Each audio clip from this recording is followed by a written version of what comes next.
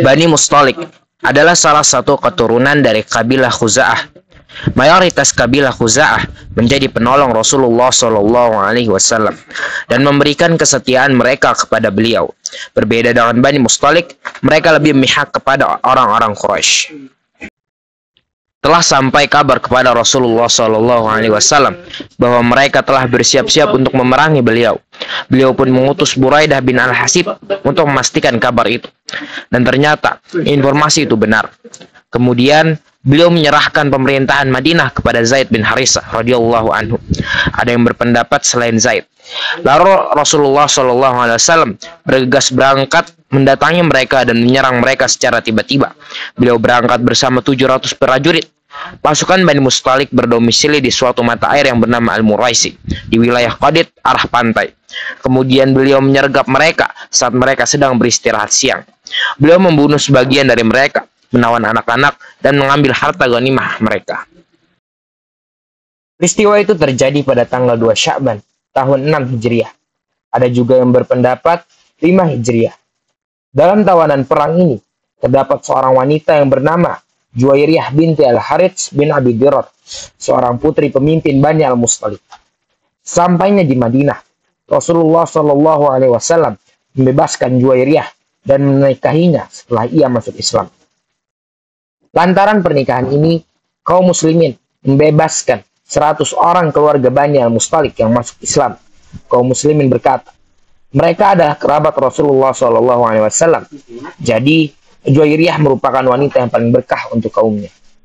Itulah peristiwa gambaran sekilas dari perang Bani Al-Mustalik. Tidak ada kejadian-kejadian yang aneh. Akan tetapi, di sela-sela peperangan ini, ada 2 kejadian menyakitkan yang dimanfaatkan oleh orang-orang munafik untuk menyebarkan fitnah dan kegoncangan di masyarakat Islam. Bahkan sampai membuat goncang rumah tangga Nabi SAW. Salah satu kejadiannya ialah perkataan gembong munafik. Penyebabnya adalah ketika ada seseorang dari sekutu Muhajirin berselisih dengan seseorang dari sekutu Ansor di sumur Muraisi. Seorang dari sekutu Muhajirin tersebut memukul salah satu sekutu Ansor. Lalu sekutu Ansor berteriak, "Wahai orang-orang Ansor!" Sekutu Muhajirin juga menyeru, "Wahai orang-orang Muhajirin!" Lalu para sahabat pun terbelah menjadi 2 kelompok. Rasulullah SAW segera mendatangi mereka dan berkata, "Apakah kalian menyeru dengan seruan jahiliyah, sedangkan aku berada di hadapan kalian? Tinggalkanlah seruan itu, karena seruan itu adalah seruan yang busuk." Akhirnya, para sahabat menyadari kekeliruan mereka dan kembali tenang. Dalam perang ini, sejumlah orang munafik ikut serta, padahal sebelumnya mereka belum pernah ikut sekalipun. Bersama mereka ada gembong munafik, Abdullah bin Ubay bin Salul. Ketika kabar pertikaian itu sampai kepada mereka, ia langsung murka dan berkata, "Apakah mereka benar-benar telah melakukannya? Mereka telah menyaingi dan mengungguli jumlah kita di negeri sendiri. Demi Allah, antara kita dan Jalabib atau orang-orang Muhajirin, ini tak ubahnya seperti apa yang dikatakan oleh seseorang. Kenyangkan anjingmu, nantinya ia akan menerkammu. Demi Allah, jika kita telah sampai di Madinah, orang yang mulia pasti akan mengusir kaum hina."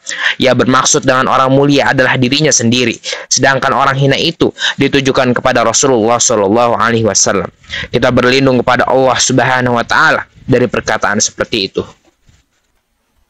Lalu ia mulai mengatur fitnah itu, sampai-sampai ia berkata kepada kawan-kawannya, "Inilah perbuatan yang telah kalian lakukan. Kalian menghalalkan negeri kalian untuk mereka dan membagi harta kalian kepada mereka. Demi Allah, jika seandainya kalian dulu tidak melakukan hal itu, niscaya mereka akan mencari negeri yang lain." Ketika Abdullah bin Ubay mengucapkan perkataan itu, ada seorang pemuda yang kuat imannya mendengar perkataannya tersebut.